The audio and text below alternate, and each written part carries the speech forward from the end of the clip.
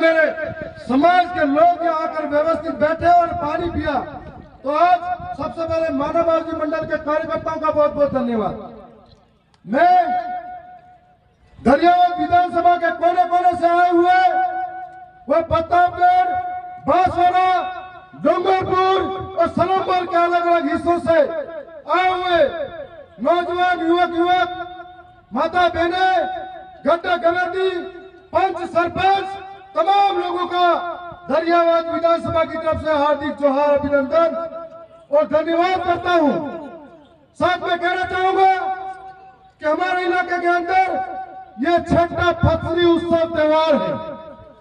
इस त्योहार के कई मायने हैं। हमने आज जितना भी नौजवान है, हमें मालूम था हमारे पुरखों की एक विरासत है, संस्कृति है, परंपराएं है, और ये परंपराएं, संस्कृति आधुनिकता की चकाचौंध के अंदर कहीं न कहीं गुम होने जा रही थी। जिसको बचाना था और जिसको इसलिए भी बचाना था, इस संस्कृति और परंपराओं से हमारी एक पहचान है कि हम आदिवासी हैं। और यदि हम हमारी पहचान खो देंगे तो हमें कौन कहेगा ये आदिवासी है। और जब हमारी परंपरा पहचान बचेगी तो हम आदिवासी हैं, और आदिवासी बचेंगे तो जल जंगल जमीन बचेगा। इस परंपरा और पुरखों की विरासत को पूरा जिंदा रखने के लिए हमारा एक कदम आगे प्रयास था। सबसे बड़ी बात, मां प्रकृति का आशीर्वाद और हमारे कुल देवताओं का आशीर्वाद, हमारे ठाकुर देवों का आशीर्वाद हमारे साथ रहा। इस वजह से हर साल होली का कार्यक्रम हो या कोई भी कार्यक्रम हो, लेकिन छोटी सी संख्या होने पर भी छोटा मोटा लड़ाई झगड़ा हो जाता है। हमारा कार्यक्रम के अंदर 40 से 50 हजार से ज्यादा संख्या होती है। घुंघरू की झनकार पर और ढोल की थाप पर हम सब ने देखा कि किस तरीके से नौजवान अपने शौर्य और पराक्रम को प्रदर्शित करता है। माताएं बहनें किस तरीके से झाड़ुओं के माध्यम से इस कार्यक्रम को सफल बनवाती है। यह अनूठा परंपरा, अनूठी जो संस्कृति है, आज की तारीख में पूरा राजस्थान देख रहा है। आज राजस्थान देख रहा है, कल पूरा भारत देखेगा, ये मुझे विश्वास है।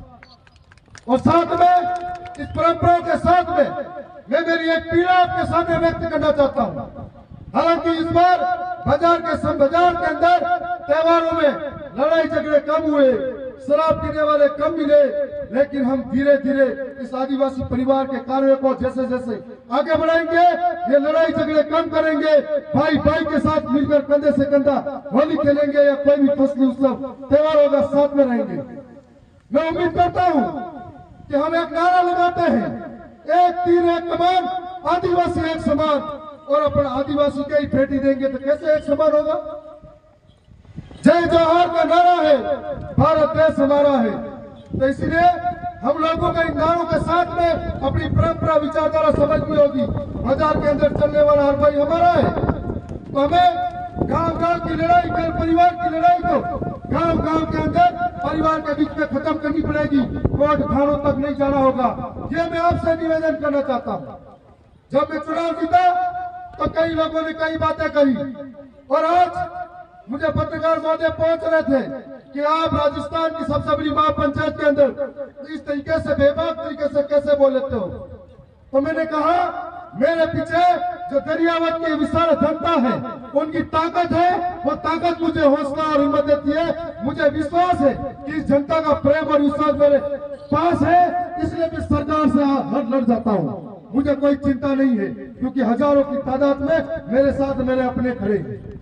मैं बोलना ये कहना चाहूंगा कि आदिवासियों की लड़ाई हो, चाहे जल जंगल की लड़ाई हो, चाहे हर वर्ग की लड़ाई हो, चाहे ओबीसी माइनॉरिटी की हो, चाहे जनरल की हो, यदि कोई पीड़ित है, शोषित है, वंचित है, जब भी मुझे याद करेगा मैं आपके लिए हमेशा खड़ा मिलूंगा। साथ में यह भी कहना चाहूंगा कि आज के कार्यक्रम को सफल बनाने वाले कार्यकर्ताओं का, पुलिस प्रशासन का और तमाम मीडिया पत्रकारों का, और एक एक नौजवान जिसकी भागीदारी लिए, और एक एक माता बहने, उन सबका हृदय की गहराई से धन्यवाद करता हूँ। जितने भी गड्ढा कमेटियां हैं, उनका सम्मान पूर्वक आदर करता हूँ। बहुत बहुत धन्यवाद। जोहार।